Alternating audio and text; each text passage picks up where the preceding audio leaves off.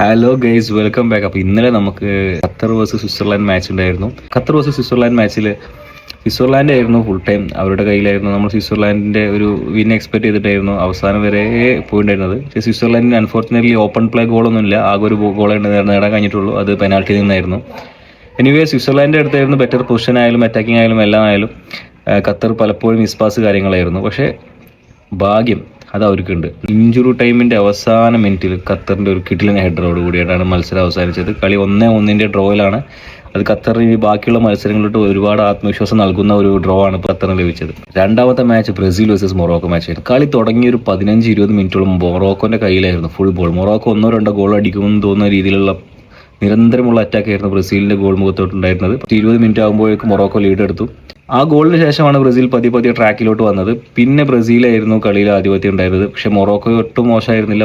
അങ്ങോട്ടും ഇങ്ങോട്ടും നല്ല വാശിയോട്ടുള്ള ഒരു മത്സരമായിരുന്നു. ഈ വേൾഡ് കപ്പ് തുടങ്ങിയ ശേഷം ഇത്ര ഇൻട്രസ്റ്റിംഗ് ആയിട്ടുള്ള ഒരു മത്സരം ഫസ്റ്റ് മത്സരമാണ് ഇപ്പോൾ നമ്മൾ കാണുന്നത്.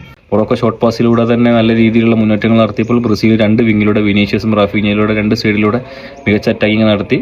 അപ്പോൾ ഗ്രൂപ്പ് ഡിസൈഡറായ മാച്ചായിരുന്നു ഇത്. അപ്പോൾ ഈ ഡിസൈഡിങ് മാച്ചിൽ നിന്ന് ബ്രസീൽ മൊറോക്കോ ഓരോ സമനിലയിലാണ് പിരിഞ്ഞത്.